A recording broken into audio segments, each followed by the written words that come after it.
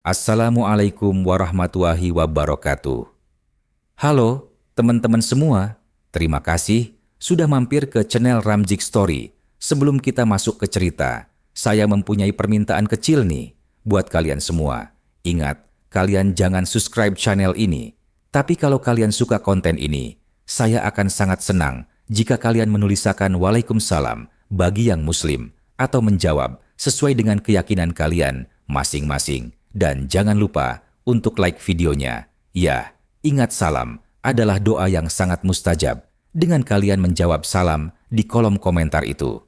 Sama saja kita saling mendoakan kebaikan satu sama lain. Dan itu jauh berharga daripada sekedar subscribe. Oke, sekarang kita langsung saja ke ceritanya. Bagian 1. Awal mula, Jaka dan Gunung Ijen. Di sebuah desa kecil di kaki Gunung Ijen, tinggallah seorang pemuda bernama Jaka. Tubuhnya kurus dan kulitnya legam, hasil dari bertahun-tahun bekerja sebagai penambang belerang. Setiap hari, sejak fajar menyingsing hingga malam menjelang, Jaka mendaki jalur terjal, mengangkat keranjang berisi bongkahan belerang berwarna kuning cerah yang ia gali sendiri dari perut kawah. Ia tinggal bersama ibunya yang sakit-sakitan di sebuah gubuk reot di tepi hutan. Ayahnya telah lama tiada, meninggalkan Jaka sebagai satu-satunya harapan hidup sang ibu. Di desa, Jaka dikenal sebagai pemuda pendiam, rajin, tapi miskin dan sering diremehkan. Anak-anak seumurannya sudah merantau, bekerja di kota, sementara Jaka tetap di desa, bergulat dengan bau belerang yang menusuk dan upah yang nyaris tak cukup. Namun, di balik wajah lelah dan tangan yang kasar, Jaka menyimpan sesuatu yang langka, hati yang penuh kasih dan keberanian yang tak tergoyahkan. Ia tak pernah mengeluh. Yang penting, ibu bisa makan. Katanya setiap kali pulang tanpa uang cukup, ia akan menanak singkong, menyuapi ibunya lebih dulu, lalu tidur tanpa makan. Pada suatu malam, saat bulan purnama bersinar terang di atas langit Gunung Ijen, Jaka belum turun dari kawah. Hari itu ia telat menggali dan upahnya belum cukup. Dengan senter di kepala dan keranjang setengah kosong, ia menyusuri jalur sepi yang diliputi kabut belerang. Tapi malam itu berbeda. Udara mendadak hangat dan dari balik tebing batu muncul cahaya keemasan yang menyilaukan. Awalnya, Jaka mengira itu hanya pantulan sinar bulan, tapi saat ia mendekat, bulu kuduknya berdiri. Di antara kabut berdiri seekor singa. Tapi bukan singa biasa. Tubuhnya besar, matanya berkilau seperti bara api, dan bulunya memancarkan cahaya keemasan. Singa itu menatap Jaka dan berbicara. "Sudah lama aku menunggumu, Jaka." Jaka membeku. Tidak hanya karena singa itu bisa bicara, tapi karena ia menyebut namanya. Napasnya tercekat, namun ia tidak lari. Ia menatap singa itu lurus-lurus, dan meski hatinya berdegup kencang, ia tidak merasa takut. Justru ada rasa hangat, seperti bertemu kawan lama. "Siapa? Siapa kau?" tanya Jaka pelan. "Aku adalah penjaga Gunung Ijen.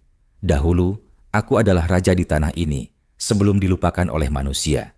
Aku disumpah untuk menunggu, hingga datang manusia berhati murni, yang rela menderita demi orang lain, yang tidak buta oleh emas." Jaka menelan ludah. "Kenapa aku? Karena hatimu bersinar dalam gelap, dan hanya kau yang bisa membuka jalan menuju kebenaran."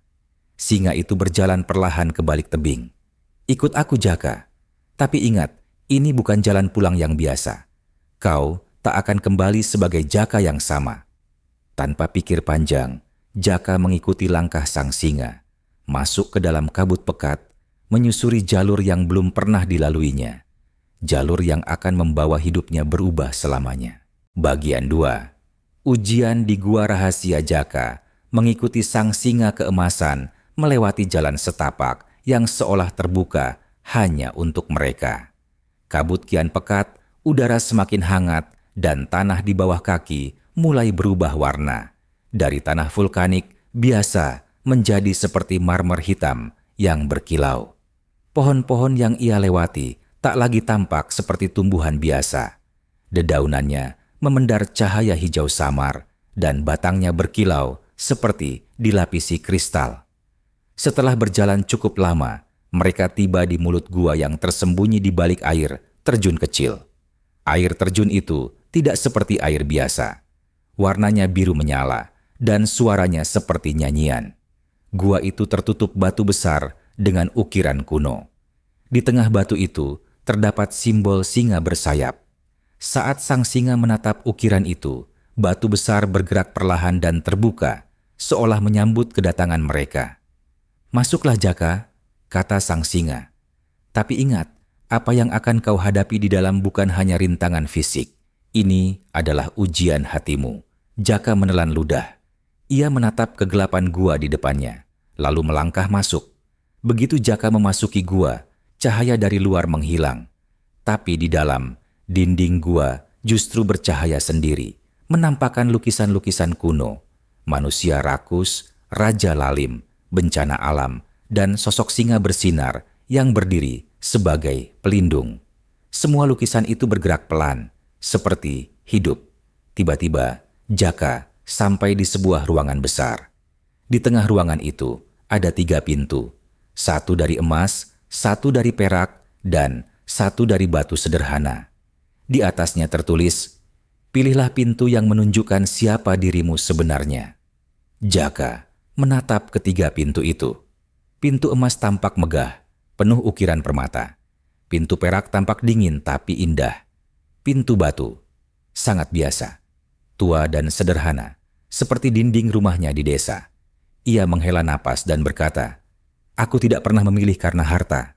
Aku hanya ingin menyelamatkan ibuku." Dengan langkah mantap, Jaka memilih pintu batu. Begitu menyentuh gagangnya, pintu terbuka perlahan. Ia melangkah masuk ke koridor panjang yang gelap. Namun, seiring ia berjalan, obor di dinding menyala satu persatu, menampakkan jalan di depannya. Di ujung lorong itu, ia tiba di sebuah ruangan lain. Di sana, ada tumpukan emas, permata, dan berbagai pusaka kerajaan. Tapi, di tengah semua itu, ada seorang wanita tua terikat dan dikelilingi ular-ular emas yang menjilatkan lidahnya. Suara gaib berbisik di telinganya, "Ambil apa yang kau inginkan. Tapi, jika kau menyelamatkan wanita itu, harta ini akan lenyap." Jaka tanpa ragu berlari ke arah wanita itu. Ia menyingkirkan ular-ular yang menggigit, meski tubuhnya sendiri terluka. Ia membuka tali ikatan wanita itu dan membawanya keluar dari lingkaran harta. Saat ia membopong sang wanita menjauh, seluruh emas dan permata mulai runtuh dan menghilang bagai debu. Gua bergetar, batu runtuh dari atas. Ia melindungi tubuh si wanita dengan tubuhnya sendiri. Tapi saat debu mereda, wanita itu berubah menjadi cahaya. Ia berdiri di hadapan Jaka dan berubah menjadi sosok Dewi cantik yang tersenyum lembut. "Jaka, kau lulus. Hati murnimu telah membuktikan segalanya." Tiba-tiba, sang singa keemasan muncul kembali dari balik batu. "Jalanmu belum selesai, Jaka. Tapi sekarang, kau layak menerima warisan yang telah lama dijaga. Ikuti aku ke tempat terakhir, tempat di mana segalanya akan berubah." Jaka menatap sang singa dan mengangguk. Di dalam dirinya, rasa takut telah menghilang. Ia tahu, apapun yang menunggunya di akhir jalan, ia siap menghadapinya. Bagian 3. Harta Sang Penjaga dan Akhir Tak Terduga. Langkah Jaka mantap menyusuri lorong terakhir di dalam gua. Dindingnya berubah, bukan lagi batu atau kristal, melainkan seperti awan bercahaya yang bergerak perlahan. Udara di sekitarnya hangat dan harum, seperti bunga liar di musim hujan. Di ujung lorong, terbuka sebuah gerbang raksasa, dan di baliknya, sebuah lembah. Terhampar luas di bawah langit yang tak pernah terlihat di dunia nyata. Di sana, bukit-bukit berlapis rumput emas, sungai mengalir dari mata air berkilau, dan di tengahnya berdiri istana megah yang tampak seperti terbuat dari cahaya dan batu pualam. Singa keemasan berdiri di sisi Jaka, menatap lembah itu dengan mata teduh. Inilah warisan yang dijaga selama ratusan tahun. Kekayaan ini bukan untuk siapapun yang serakah, tapi untuk mereka yang bisa menjaganya, bukan menguasainya. Jaka melangkah perlahan, dadanya berdegup. Tapi aku hanya ingin ibuku sembuh. Aku tidak butuh semua ini. Singa itu tersenyum, dan itulah mengapa kaulah yang pantas menerimanya. Tiba-tiba, tanah di sekitar Jaka menyala. Akar-akar bercahaya keluar dari tanah, membelit kakinya lembut. Dalam sekejap, seluruh tubuhnya terangkat perlahan ke udara. Matanya terpejam, dan di dalam dirinya, suara-suara kuno terdengar, suara para leluhur, para penjaga gunung, dan roh-roh alam. Mereka semua berbisik satu hal, kau telah dipilih. Ketika Jaka membuka mata, ia telah berdiri di singgasana istana. Di hadapannya terbentang peta gunung, desa, dan seluruh kawasan Ijen. Ia bisa merasakan segalanya. Pohon yang tumbuh, tanah yang bernafas, air yang mengalir. Ia kini bukan hanya manusia, tapi penjaga baru, Gunung Ijen. Singa keemasan perlahan berjalan ke arahnya. Tubuhnya mulai berubah menjadi cahaya, hingga akhirnya lenyap, hanya meninggalkan suara lembut. Terima kasih, Jaka. Kini aku bisa beristirahat. Beberapa hari kemudian, desa di kaki gunung geger. Dari arah puncak Ijen, muncul seorang pemuda berpakaian putih keperakan, mengendarai seekor kijang hitam bertanduk emas. Di pundaknya, terdapat kantung-kantung berisi makanan, obat, dan emas. Itu adalah Jaka. Ia kembali ke rumahnya, membangun rumah baru untuk ibunya, membagikan kekayaan kepada warga desa, memperbaiki jalan, membangun sekolah, dan melarang siapapun merusak alam. Namun, tak ada yang tahu bahwa saat malam tiba, Jaka masih berjalan sendiri ke puncak Ijen, menjaga hutan, berbicara pada binatang, dan sesekali menatap langit, di mana seekor singa keemasan melintas di antara bintang. Legenda Gunung Ijen bukan hanya kisah harta, tapi tentang keberanian, keikhlasan, dan jiwa yang murni. Tamat. Terima kasih.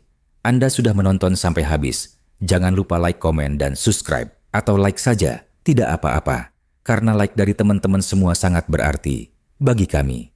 Terima kasih. Assalamualaikum warahmatullahi wabarakatuh.